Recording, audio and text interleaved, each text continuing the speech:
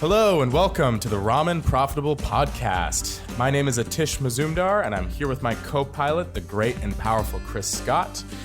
And this is the podcast about testing out your ideas, taking your first steps, and really overcoming those obstacles on the way to entrepreneurship. Enjoy. Did you get another one done? Do you do another test? Okay, so I'll start from the top. So for the listeners, here's what's happened in between the latest Ramen Profitables. So you may have noticed that last week we decided to shoot over an episode of Creativize, Strategize, Synergize, our original podcast that Chris and I did. We have about 60 episodes available on iTunes or wherever you get your podcasts. Like, comment, or subscribe. I'll go ahead and plug it right here in the middle. Go ahead and like, comment, subscribe, and download. But yeah, we plugged in an episode about SMART goals in preparation for this week. But the primary motivation was because my mic cord was broken and I had to order one off Amazon for a replacement, but we couldn't get any good audio because I was just working off of my laptop, and the laptop mic is terrible. But what was also happening, so that was the Saturday.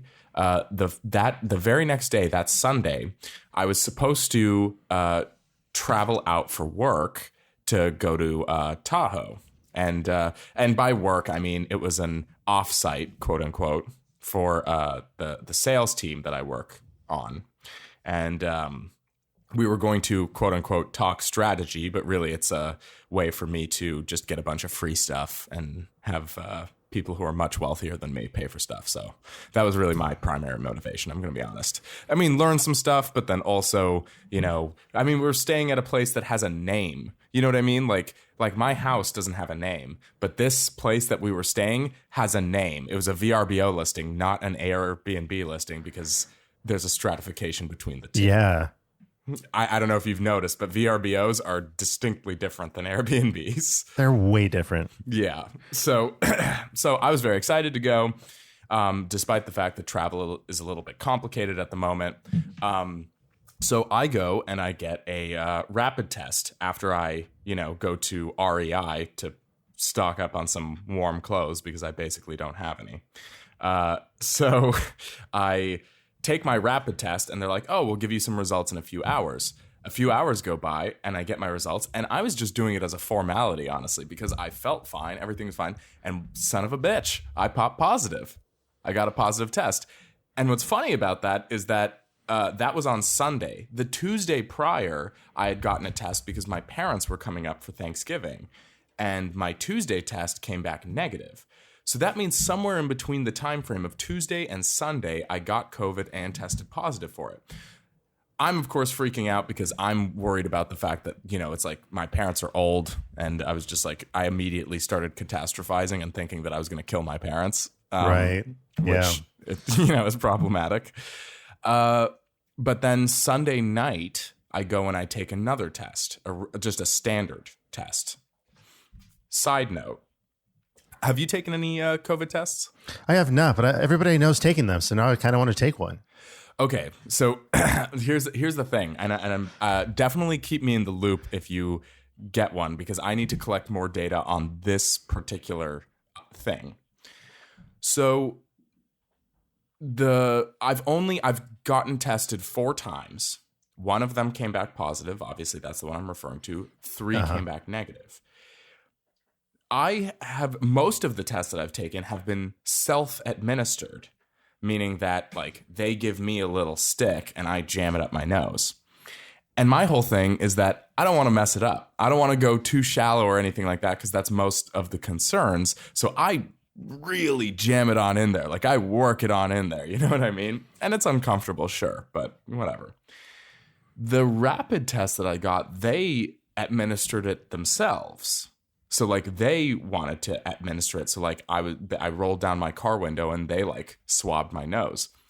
They kind of got to about this point. And so for people who are just listening, not watching, or I guess there is only the listen option at this juncture.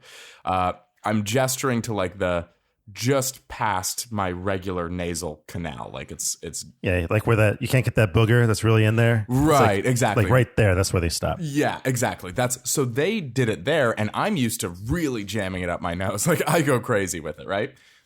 So eventually I had to wait a few days after my Sunday test, my second one, not the rapid test that came back positive. But then on Thursday, I got my results back, and it was negative. Huh.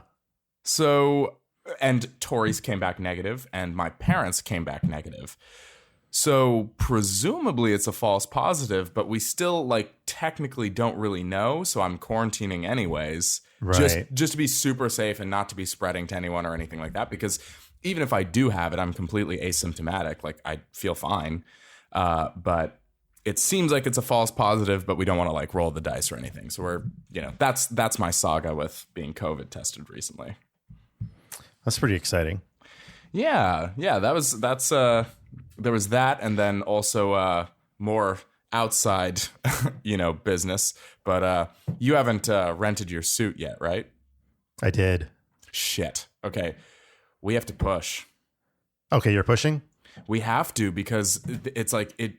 Everything's peaking, yeah. Yeah, even our venue sent us like it's not even at first we were just like, okay, let's just go ahead with it. Some people aren't going to come. We can't control that. But now our venue is getting nervous because they're thinking that because we haven't gone through a shutdown right now, like we're not announcing a shutdown.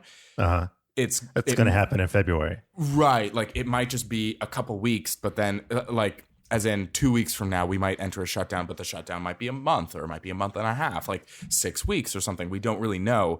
So our venue emailed us. And then, of course, like Tori's mom lives in Hawaii. So they have such a tight humble quarantine. Brag. Yeah, humble brag. Yeah, exactly.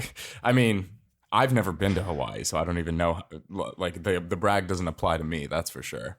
You'll be visiting though. I'll be visiting, but the point being is that they've got such a tight quarantining procedure that it's not even clear that she would be able to get back. And that's an important person to have at your wedding. Right. It's like we were okay having some, out of town cousins or whatever not show up, but it's like, well, Tori's mom is a whole different thing. That's a big one. That's a big one. Yeah. So we're pushing. So hopefully we can negotiate those suit rental fees back. Honestly, I'm relieved because I could take this next shutdown as time to focus on my fitness. Yep. And get to my pre-quarantine body. Because I've put on quite a bit of weight, like a solid 20 pounds. Wow. Holy shit. Yeah. So I'm like pushing a number that is like too scary to cross. Got it. Yeah. Like I won't like another 20 and I'm like, nope, I'm just, it's all over. It's all over. Check me into some body awareness facility. Yeah. Let them exercise me, put me on those machines and feed me juice all day till I get back down to a number that's not scary. That won't make Atish blow up when I tell him the number. Well, I mean, you're also arguably one of the tallest people I know. In fact, I think you are the tallest person I know. So you're just a gigantic person in general. Right. But still, it's still a hefty number. Sure. A hefty number. Well, that's, to do a really weak segue, it sounds like you could make a SMART goal about it. I almost made a SMART goal about it, and then I didn't follow through with it. Well, therein lies the problem with that's kind of the focus of our podcast today, and I think we already have episodes of CSS. Like, if you just want a general, background on what a SMART goal is. We have episodes of CSS for that. We have addressed that. We'll put that in the show notes for like an in-depth dive onto SMART goals. But just for continuity, I guess you could say, we'll do like a real quick rundown right now of SMART goals just to make sure we're all on the same page. But if you want an in-depth analysis on SMART goals and actually like breaking down each piece by piece, we'll go ahead and leave the episode number of CSS in the show description notes so that you can cross-index that, listen to us in a previous time when we were somewhat shittier at doing this, but probably still on the same level that we are currently. So I actually didn't know this before today, but SMART goals were invented in the 80s.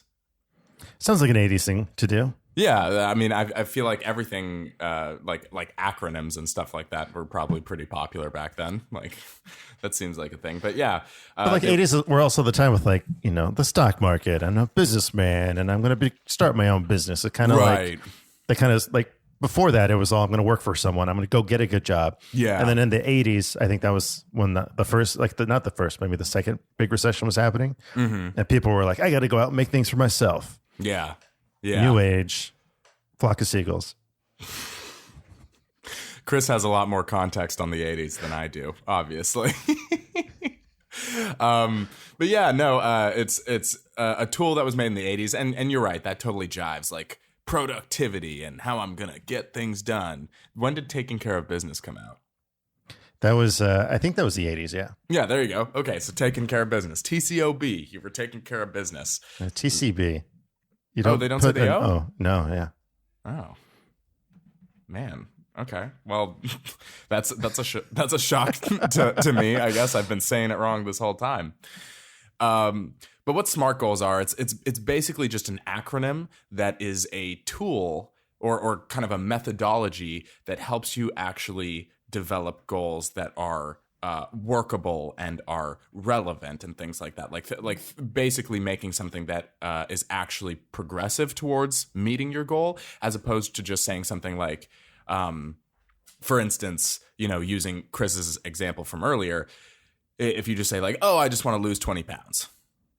That's great, or even if you more general than that, because that's even starting to get in the neighborhood of a SMART goal. It's not, but it's in the neighborhood. But if you just said, I want to lose weight, that is so general and so vague that you wouldn't really know if you're progressing towards your goal unless it was very stark and obvious. So that's why a lot of people, when they just say things like that, are like, yeah, I want to run a marathon. It's like, okay, I mean, you're not going to be able to reach that goal unless you're just one of those people who just says something and makes it happen. My goal was, the way I was thinking in my head was, I want to run 100 miles this month. That's a lot. But I'm like, that's what? There's 31 days in the month. That's like 3 miles a day. Yeah. So I'm basically like, maybe I can do that. And I just never got up to do the first day. And now it's too late. We're 6 days in. I'm behind 18 miles. Yeah, you're already behind it. So to make that up, that's a. I mean, I could. I think technically I could. Technically, you could. I think it'd be pretty brutal.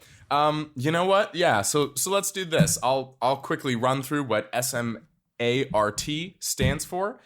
Then I'm gonna try and convert Chris's goal into a SMART goal. I didn't plan for this, so I'm not prepared for this, but I will try to do that in a way so we can do that live. And then I thought maybe I would share. I have 2 SMART goals. Oh, so I thought maybe I would share those so we can get the audience aligned to what I'm going to try to be accomplishing and how I'm going to track progress towards those. So SMART goals. The S is specific. The reason why that's important is exactly what I just said about the difference between losing weight and losing 15 or 20 pounds or something like that. One is specific and one is not. If you are, just doing something super vague, then it's very difficult to measure if you're actually on track towards your goal. Like, let's say you have 6 months to do something for work, but it's super vague. You wouldn't know whether or not you're actually tracking appropriately on that project or not. The more specific you make it, the more detailed that description is, and the more able you are to actually track your progress towards it while you're in the middle of it. So in general, who, what, when, where, which, how, whatever, those are the things that you want to answer with S. M is measurable. So it has to be, you have to be able to track your progress towards the goal.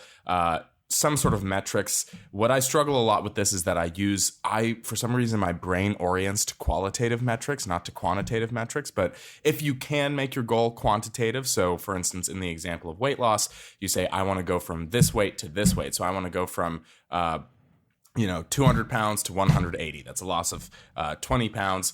That's measurable. You can actually measure where you are on that scale. Achievable is really just philosophically, it's an important goal to you, but is it actually something that's plausible to do? I could write down that I want to start my own space program in 6 months. That's not achievable, right? Like, I mean, if I had the assets of Elon, he seemed to, I don't know how long it took him to put up SpaceX, but I doubt it was in 6 months. It probably took much longer than that. Yeah. So something that's actually achievable, something that, maybe you've done the background research on to figure out if you can actually work through that. R is for relevance. And this is kind of the point where I think in S, I said who, what, when, where, which, and how. I didn't say why, but I think relevance is your why. Like, why do you actually want to do it? And isn't an important enough reason that, you will actually follow through with the things that you're setting up. So for Chris, I guess it's the fear of hitting some number that that like now that's a new thing. That's a whole different category at that point. So I guess that's the relevance and that's the why essentially there. It's like a number where I'm afraid I'm going to start having to use a cart at the grocery store. It's like, no, I don't want to get to that number. Yeah, that turns a certain page. And then time bound. This is the one that I always historically struggle with, is putting like a target date for your deliverables or your performance obligations or something like that, and actually being able to execute that. So that's did I miss any important details really on SMART goals? Is there anything I left out? No, I think once we go into the examples, I think all the details will flesh out. Yeah, and this will be an exercise for Chris to critique my SMART goal ability, because as much as I sometimes set these up, I also fail at these a lot, and I also sometimes don't set up proper SMART goals, especially in the achievable range and the time bound range. Those are generally the ones that I struggle with.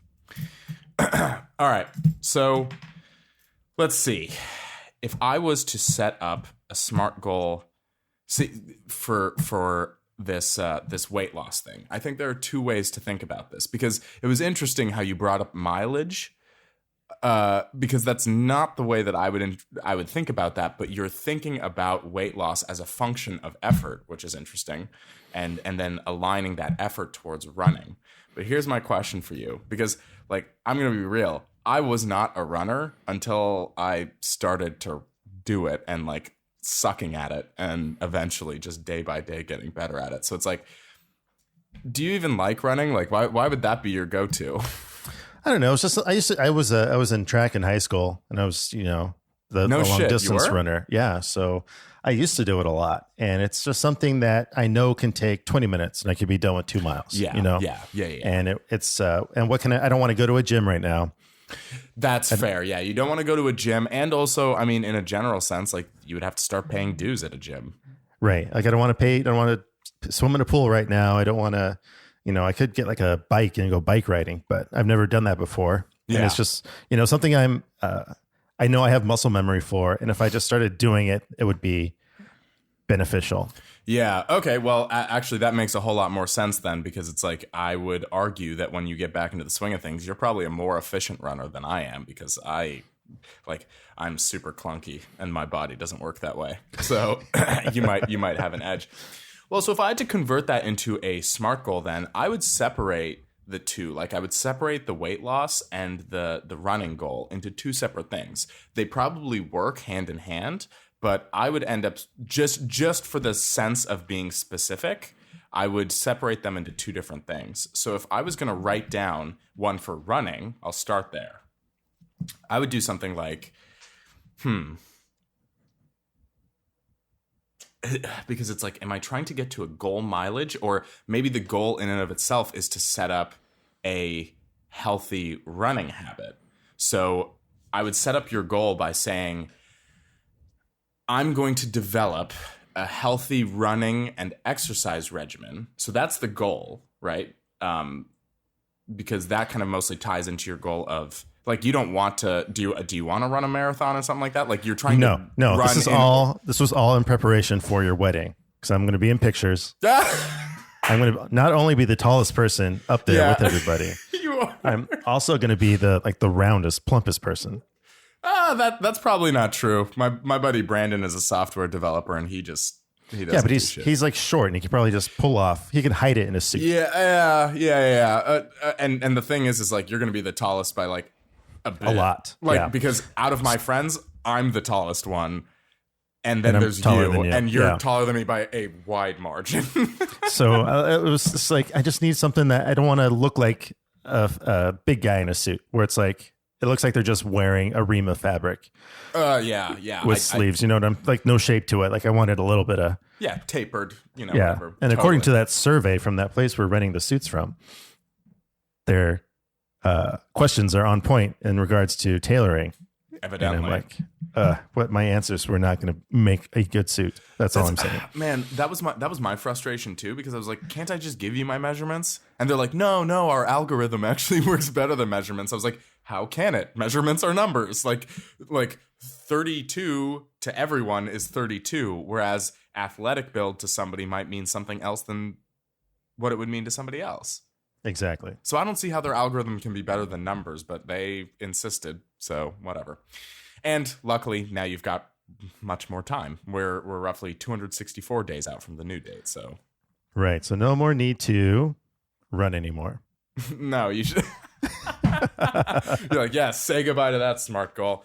So the way I would set that up is I would say I want to develop a healthy exercise or I'm going to rather. Let's change the verbiage right off the bat, right? Let's psychologically change the verbiage. Let's say you're going to as opposed to you want to. Everybody wants something, but if you're going to do something, it actually means you have to execute. You're going to set up a healthy running and exercise regimen by starting with running a half mile your first week. So your first week is just it's measurable, it's achievable, and it's time bound. In the next week, you have to run half a mile.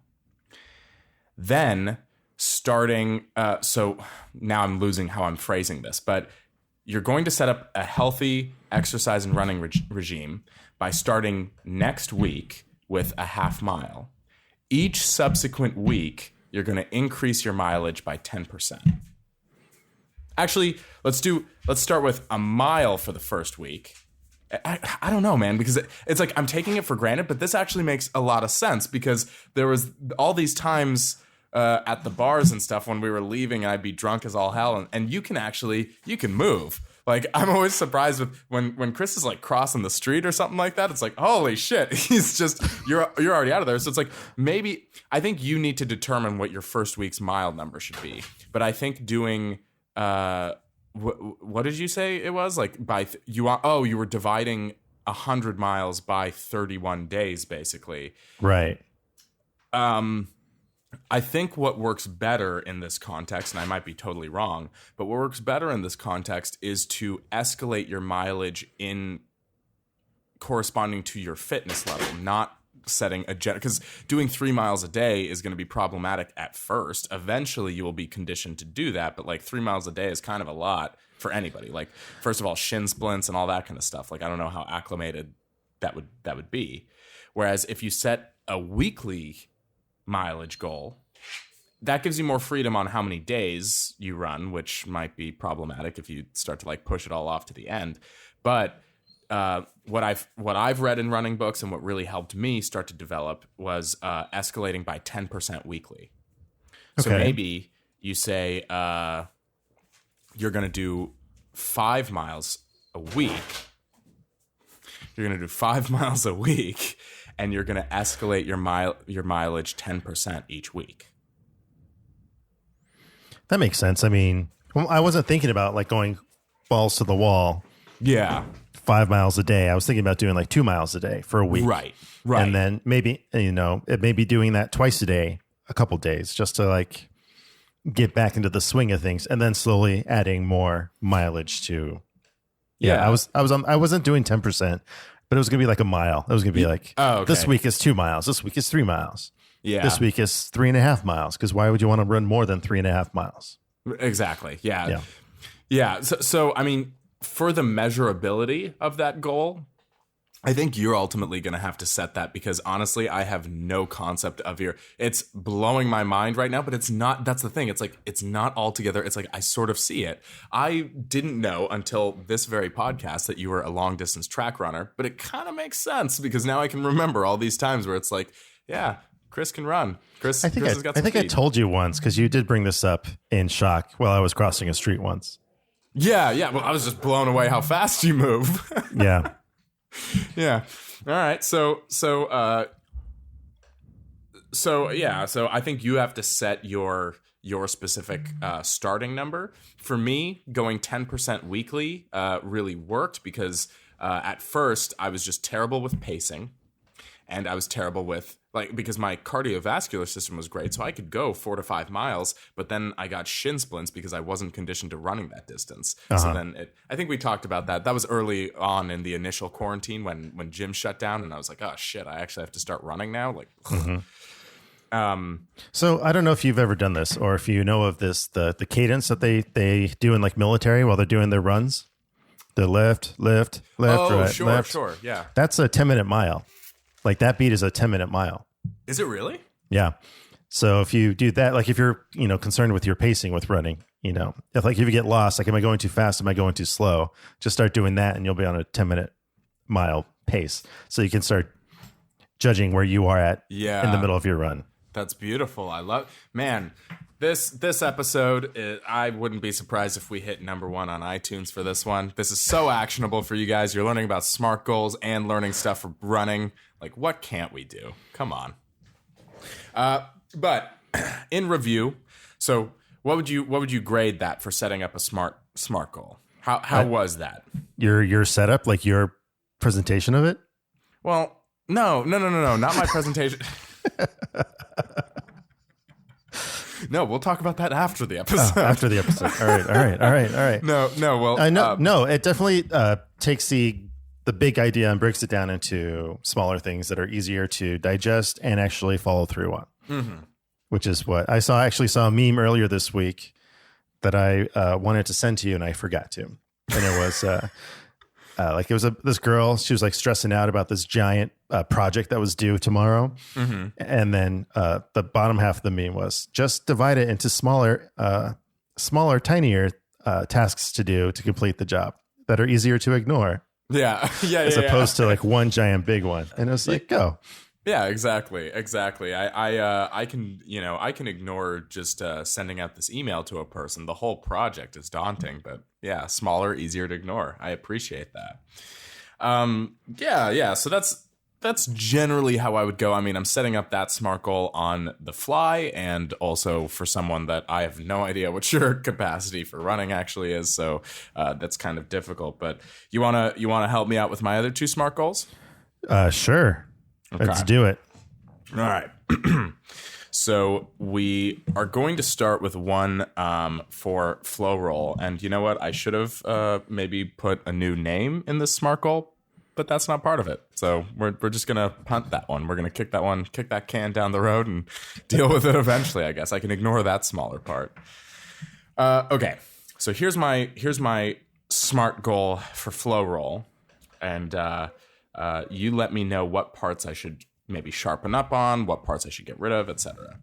So I said, I'm going to nail down a flow roll proprietary formula, and then I put in parentheses, just to guide myself, energy plus nootropic plus endurance. That's basically my formula.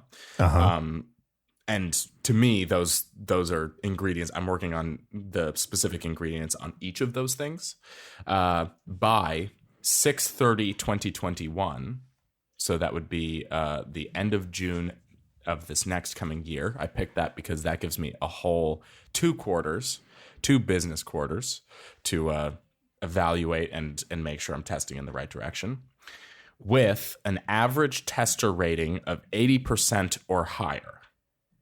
So that's my goal, and then I put a bunch of qualifying stuff beneath it. So my original goal is just I'm going to nail down a flow roll proprietary formula, energy plus nootropic plus endurance, by 6/30/2021 with an average tester rating of 80% or higher. And what I kind of liked about this is because it forced doing this SMART goal made me realize that I was doing some of the methods I've been committing to currently are wrong, or at least are not specific enough to fit this format. Because right now I've just been collecting qualitative data without actually any form of measurability to it.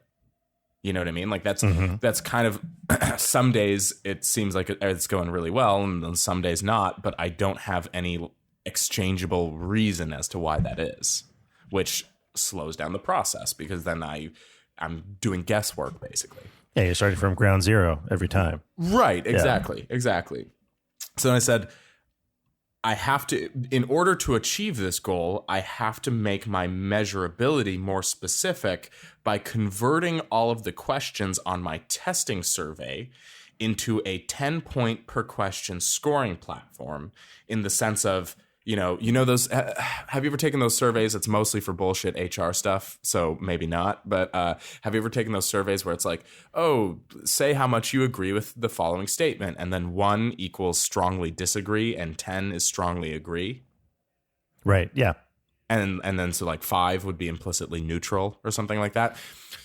So that actually, I think, would allow me to get to a number range, which then allows me to see, that will allow me to track towards this goal. Because if I'm trying to get an 80% satisfaction rating from the testers, then I have now numbers based on how much they strongly agree or strongly disagree. So I need to work on reformulating the questions such that they apply to that scale. But I think that that's how I get some more measurability out of it. Right. So you're saying you want to actually give people tests, like you actually want to start testing, like outside of physically testing the product, test the results of the product. Right. And you just want to do all the tests right now. Yeah. Yeah, I just want to test everything. You give me something, I'm going to test it.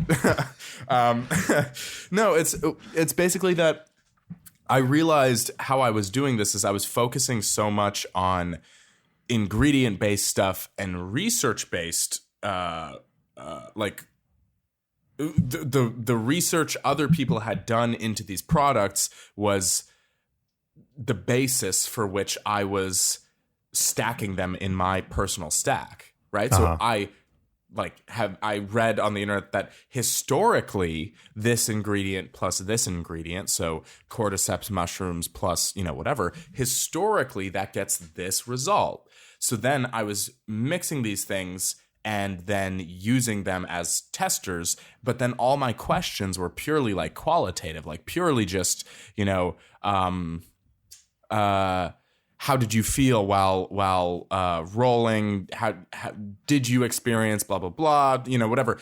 And I realized that the way that I actually need to collect information that will tell me if I'm on the right track towards making a formulation that people actually like and gets the results that we're trying to achieve out of them is by restating the question in a different way.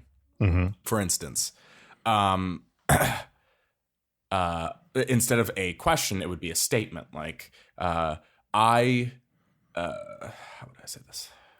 During instruction and rolling, I felt a constant, steady stream of energy without being jittery, nervous, or overwhelmed. 1, strongly agree, or strongly disagree. 10, strongly agree. Mm-hmm. So then I can measure towards my energy component of the formulation. And so for nootropic, during live rolling and sparring, I found it easier to add creativity to my, it's still not, because it's like the ultimate way would be to get an EEG. Hook them up to wires. Yeah. Yeah, exactly. Get an EEG reading and see electrical output basically. But not only is that not really, because how do you nail down creativity? Right. Right. So not only is it not necessarily specific to my goals anyways, but also I don't have the resources to do that. Like I started looking into that, and it's like they have ones that are super basic that are like for games, but it wouldn't give me the information that I would need. So I started looking into actually, because I've soldered my own electrodes and I've done my own setup like that before, but that was when the university was paying me to do it. And now instead I'd have to have my own materials, and it just got really cost restrictive. Right. Really expensive. So I figured these kinds of, I could put numbers to these qualitative questions and then measure it from there. Okay. Yeah. So it's definitely a specific goal. And it's definitely measurable now that you want to do this test. Yeah. The second test. Yeah. It does seem there's a time limit on it. It's going to be 6-7 months from now. Yeah. And then you've got, it's attainable. Is it attainable? Is it realistic? I don't know. That's the thing. I don't know either, because I don't know if giving myself 6 months is enough to like really, give me a kick in the ass to get stuff done. But I don't know if, because the other thing that remains a little bit of a mystery, obviously supplements don't have to go by FDA regulation. So that part I'm less concerned with. And all the ingredients I'm using have a really high safety profile. Like But I'm a little worried about the idea that I want to like nail down a formula within 6 months, and I don't have I would have to have consistent usage testing to make sure that you're not getting headaches all the time, or it's like disrupting people's sleep, or it's, whatever. I would need to have that pretty consistent. And that's the only part that I'm kind of insecure about, is I'm not sure if 6 months is enough time to do that. Well, you're kind of not starting at zero. You're starting at like a year into your research, basically, right? Yeah. It's 2 years. You've been thinking about it forever. Yeah. But like, I don't know, how long have you been mixing stuff in your kitchen? Probably about 6 months. Right. So you're already 6 months in. So this will be a year after your initial testing start. And I think what you're trying to go for here is to find the formula to where you can test the long-term effects of something consistent. Right. Post your 6 month goal. Right. Exactly. Yeah. So it is something to be worried about, but not right now. It's, be worried about it June 30th. Right. 2021. Yeah, we can push worrying about that. But yeah, that's exactly sort of you've got it right, is that I'm not exactly starting from, when I first started, I was just reading stuff on the internet and then ordering bulk ingredients essentially, and just really trying to figure out what I was doing. Whereas now I have a better method for mixing, because before I was like actively just dumping stuff into parchment paper and then funneling it into, I've got a much better like physical method for what I'm doing right now. Uh-huh. And then also, I at least I know the ingredients that have been shown to work better, and I already have some preliminary data. So I'm not, to your point, I'm not starting from scratch. I'm feeling pretty good about that. So yeah, here's the other thing, and I would love to hear your perspective on this. Worst case scenario, what happens if I don't meet that phase gate? Then I've also just collected data. I've learned that maybe that time range, that time binding, wasn't as realistic as I thought it was. Well, yeah. I mean, definitely goals are definitely not something set in stone. You can adjust them. You can revisit them. You can evaluate whether that goal is still relevant 6 months from now. And so it's not like you're going to be set in stone, but definitely setting a goal to progress your idea or business further, like take it to the next level, is, 6 months is a good time frame to make that happen. Yeah, exactly. And you know what? For me, honestly, just even writing down the goal made me realize that I had to change the way that I was measuring things. So that's number one. And number two, I was getting all, verklempt about the fact that, gyms are shutting down and I just didn't have the facilities to test like I normally did and all that kind of stuff. But this also made me realize that I have other avenues to approach, and like that it doesn't have to be just completely linear thought like that. So in a weird sort of sense, and maybe this happens for you as well, when I'm actually developing my SMART goal, it actually forced me to reconsider different aspects of what I was doing. Right. I mean, it definitely takes you out of your comfort zone because you're going to have to start doing things in a way to actually achieve something. It's like, what do they say about insanity? Doing the same thing over and over again. Yeah, but expecting different results. Yeah. Yes. Yeah. So now you're kind of setting a new result that you want to find, and you're finding the new ways to get there. So. Right. Exactly. Yeah. Pivoting. So so I think it's attainable and realistic. Cool. All right, and it's definitely time bound. So the clock has officially started on a 6 to 7 month. I mean, it's given the fact that I probably won't be visiting my folks for Christmas, that kind of opened up the back end of this month, which was nice because I was writing that all off. So that's pretty convenient. So, all right. So like what would you say? B+, A- goal? I think that's a C+. That's average. Okay. All right. No. That's a good goal. I don't know. I don't think you should give goals ratings like that. I think it's like it's not even like pass or fail. It shouldn't be, Yeah, we shouldn't grade. But don't you know I need grades? I've left school so long ago. I need someone to rate me. All right. So in the context of a SMART goal that we defined already, I think it's let's go with he's just well, it was like you hit specific, you hit measurable, you hit attainable, and realistic and time bound. So it's a pass. You passed it. You passed the SMART goal test. Yeah. All right. See, that's all I needed. I just need someone to grade me. It's perfect. All right. You ready for SMART goal number 2? Let's hear it. Lay it on me. This one's a little bit different, and I am really kind of in the weeds on this one because I don't know if this is realistic. I don't know. Like, this is more your wheelhouse than it is mine. But something, I think we talked about this off air. I don't think we talked about it on record, so to speak. But last time we talked about something that sparked a new kind of interest and a new idea in my head. So a new kind of avenue to start pursuing that also goes hand in hand with what we're currently doing, currently podcasting, etc. So here's my SMART goal. By 3/31/21, so that would be March 31st, 21. Basically, I'm aligning everything on business quarters because that's the only way I don't know how long things take. Like, I don't know. So that'd be the end of Q1 next year.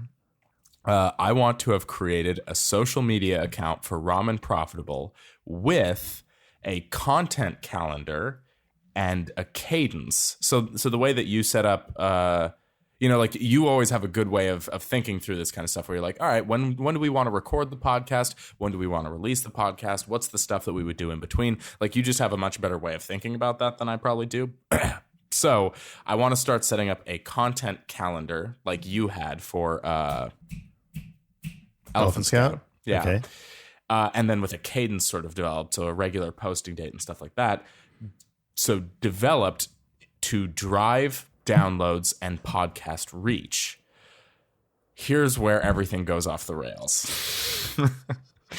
The success of the strategies used will be measured by a 10% growth in downloads / followers. So again, I'm already losing specificity because I'm looking at two different things. Right. A 10% growth in downloads / followers. So one would be downloads of the podcast. The other, I guess, would be followers of the social media account. That's kind of how I was thinking about it. Uh-huh. So 10% growth month after month. So what I mean is which of course 10% of 0 is 0. So it doesn't track for the initial. We would have to get some initially in order to measure the 10% growth. But basically what I want to do is and this becomes harder and harder to achieve. Are you familiar with limits in calculus? Yeah, I know my calculus. So basically what a limit is that whatever the value you're measuring, it's generally in derivatives, but the value that you're measuring will always approach 1, but will never touch. So it gets increasingly close and close and close and close, but it never actually touches. So that's... What is that called? Is that the derivative of cosine? Is that what that is? Damn, you actually do know your calculus. I don't remember what that is, actually. It's probably not a cosine. Damn, this is gonna be this is an amazing podcast because I'm learning that Chris might be a better runner than me, and he might be better at calculus than me. I'm definitely not better at calculus than you, but you know how after high school you're supposed to take a test to see what math you test into? Yeah. Did you do that? Did you have to test into a math? Do you remember what you tested into? I tested into college calculus 1, and then from there. Okay, yeah, and then I took like Calc 2 for my degree because I had to, but I don't remember anything from that. Like, seriously, I haven't used calculus a day in my life after those courses. Because I didn't have like a real college counselor. I mean, it was sister Barbara at the school. I mean, she meant well, but like I probably should have talked to someone at the university. I thought I had to take calculus. You know, right. like we're going on to school. Let's take a new math. Oh, I tested into this math. I have to take it. Yeah. But I was doing like creative writing and like... It's like you tested out of math. You just have to take like a underwater basket weaving class to be a math equivalent. And it was like, God damn it. Like, why am I in this freaking calculus class? Yeah. That's some weird Russian teacher that I can't understand. Oh man. Yeah. That's what happened with me with Spanish, because of course I didn't go to like my counselor meeting that would like chart out my courses and stuff like that. But if you were getting a science degree, all you needed was 1 year of a foreign language, and my competency in Spanish when I tested beyond a year. So I could have just walked away from the table, but then for some reason I was just like, because I saw, you need to take a year of a foreign language. So then I took a year of Spanish. And it's like, at least if I had learned really good Spanish and I still spoke Spanish now, or like had some kind of competency, it wouldn't have been a waste of time. But of course, I don't remember anything anymore. So now it's like I didn't get anything out of it and I just wasted time. Yeah, there definitely should have been an equivalency class to where it's like, you're a year competency in Spanish. Right. Let's spend a semester or two teaching you like conversations, how to, go to Mexico City and order food at a restaurant, like practical things. But no, it's all just like book knowledge stuff and here's the present participle and stuff like that. And I guess that's important to know from a theory, but I would much rather know how to just communicate smoothly. Right. I mean, anyway. But anyways, that's an aside. So, here's the problem I already see with the measurement portion of this. Oh, yeah. So the success of these strategies used will be measured by a 10% growth in downloads/followers month over month. The entirety of this goal is to set up viability of a podcast network development in 2022. Mm-hmm. So that's basically that's the relevance. That's the motivation, right? I want to use Ramen Profitable and CSS as jumping off points to show other local creative types or whatever types, people who want to launch a podcast, because I have that conversation so regularly, mostly at the dog park. I don't know why. But where the dogs want to have a podcast. Yeah, the dogs want to have a podcast, whatever. But so many people have interesting things they want to talk about, or they want to do that, but they don't have a platform, or they don't know how to get started. And we already know how to get started because we did it twice. Right. So we can at least, but we have to make sure our formula works first. So that's the important thing there. So the thing that I already know is problematic with this measurement is that, first of all, 10% of 0 is 0. So we need like the first. Yeah, actually, now my time binding doesn't really make sense either. It's all falling apart, Chris. This is all falling apart. All right. So, well, let me. I know you like working in percentages, but let's. I was also doing some podcast research because I was doing a SMART goal for the scripted podcast. Great. Like launching it, and that was going to be one of my SMART goals, or I guess is a SMART goal. But do you know how many podcasts are? Let me see if I can find that link again. There are in the world. No, there's like 850,000 podcasts. That simultaneously is a lot, but also isn't a lot considering. I mean, what's the population of the planet? I don't know. You're supposed to know that. It's like it's in the billions. So when you compare it to the but yeah, I mean that's a lot of podcasts. So there's a statistic out there that I found while Googling stuff, and it's like if you get 136 downloads for your podcast, 136, yeah, you're in the top 50% of podcasts. Wow, which is like crazy, right? Yeah. So if you get more than 1,100 downloads, you're in the top 20%. Wow. Okay. So then 3,200 is the next one for the being in the top 10%, and 7,700 top 5%. Wow. Okay. So I mean, ostensibly, if you're getting into that top 5%, at that point, you're getting just significant downloads, and that's, I mean, you've got to be on at least top of some charts, Right? If you're the top 5% and are like, presumably, you're not in the same genre as like Rogan or something like that, because that, I think, takes number one generally in its podcast category, but it doesn't take number one in all categories. Right. I mean, let's look up top podcasts right now. Do you know any top podcasts? I mean, I just presume Rogan because of the numbers. All right. There's a stuff you should know. Oh, I don't know. Best podcast. Let's look it up later. Yeah. But what I'm trying to say here is that it's like our goal shouldn't be 1,000 people. Mm-hmm. It should be 136 people. Let's get to our, and then I feel pretty good if we're at 136 because, I like that. It's achievable. It's achievable, and it gives us a good number because now we've gone from 0 to 50%. Right. That's pretty good. In regards to other podcasts, like if we're comparing ourselves to other people, which we shouldn't do, but right. Atish likes to do that. Yeah, I gotta stop that. So, I mean, we've never had huge numbers, but I know, like, I think our highest download on CSS, if I should say this, I don't know if you want me to say the number or not. It was 76 people on a single episode. Okay. And it was like we were hovering in there for a couple weeks. Like we were up in the 80s for a couple weeks. And then I think you moved or something like that. Yeah, then everything came crash. Okay, so that actually is that's an important thing to note then. The downloads are measured, like that 136 is based on a per episode, like an episode, not 136, obviously, cumulatively. Right. Because just by sheer volume of episodes, I was like, well, we have to be at 136 just by that. Exactly. Okay. So 136 per episode. That's a good measurement. I like that. So maybe we don't do 136. Maybe we do like 100 or. Yeah. Especially in the next 3 months. I mean. Yeah. See, that's what I meant, is that the timing also. And I kind of like that. To be honest, I like that methodology more because as I was saying it out loud, if we're doing 10% growth month over month, it's like, obviously, for the first, let's say, year, that would be fairly easy. But that becomes more and more difficult.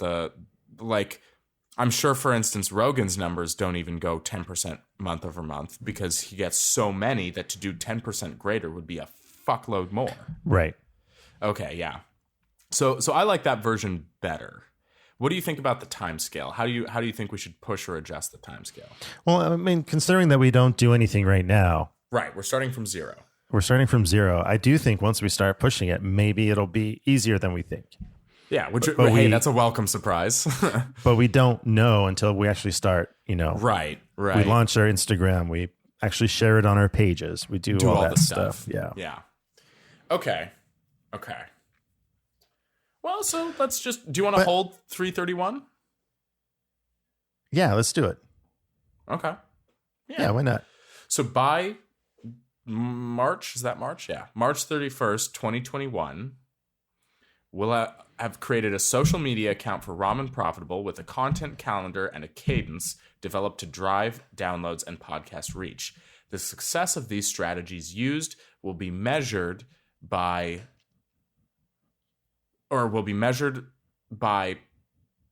episode download numbers with a goal download number of 100 by March 31st, 2021. Uh-huh. The entirety of this goal is to set up the viability of a podcast network development by 2022. Mm-hmm. How does that sound for a SMART goal? You like it? I like it. Okay. I mean, it's a little ambitious. The network part, I think maybe it's not. Say that part again. The entirety of this goal is to set up viability of a podcast network development. So that's the key. I'm not saying we have to create a podcast network. I'm saying the development of it will be viable by 2022. Yeah, that sounds good to me. Yeah, because like I also, I mean, I don't know if do we want to get into the why? I mean, that's the why, but do we want to get into the why behind the why? Sure. I mean, this is just my personal opinion. I don't know how you feel, but number one, I think that fits in really well with Elephant Scout's mission, or it's a good companion, right? Because your whole thing was basically to use actors and storytellers and stuff like that are underrepresented in like the current like major motion picture kind of scape, right? Uh-huh. Or that was one of your things. So similarly, I think that there's a lot of really interesting, a lot of really smart people who have a lot of really interesting and really smart things to say, but don't, because they don't have the medium to do it. They, whatever. So that's kind of the drive behind the podcast network. And also, just purely from a practical sort of standpoint, you don't really make a whole lot of money renting out your time. And what I do currently is I rent out my time, right? Uh-huh. I give some of my time to Axon, and they give me a certain amount of money for my time. Like, that's basically what I do. In order to really break off of that, because you need to be making money while you sleep, or you need to be making money with, passive sort of methods, podcast network would be a pretty interesting way to do that. So that's certainly something that I'd be interested in channeling or learning more about. So those are my 2 SMART goals. How'd I do? I think you did good. Like it's like it sounds like you're wanting to act upon ideas you've been holding on to for a while. So now it's right. Like, how do we get beyond the talking part to the action part? Right, exactly, and that's sort of the thing, is that what's funny about all of this, and I think we can address this in a short clip or something like that. But what's funny is an adage that you've been saying since CSS, or maybe even before that, is like writing it down really helped me reshape the way I was thinking about these goals, because not only did it time bind it and stuff like that, which then of course makes me think like, oh fuck, I have to actually do something, right? But also it made me realize that the way that I was measuring, so the exercise we just did with the podcast one, it's like you had a lot of figures that were actually super relevant to this and helped shape the way that I would think about measuring success towards this goal. Similarly, thinking about flow roll in this context made me realize that like how I was measuring things currently is a good jumping off point. It certainly helped me get to like ingredient lists and stuff like that, but it wasn't really helping me towards my goals of actual like commercial viability. So it like writing these goals down really helped shape the way, like the thought process that I was using towards these goals. Mm-hmm. You know what I mean? Yeah, for sure. Makes a difference. Writing it down makes a difference. Makes a difference. Makes all the difference in the world. But yeah, we can. I'm curious. Maybe next episode we go into Chris Scott's SMART goals. I'd be curious to see what you're coming up with.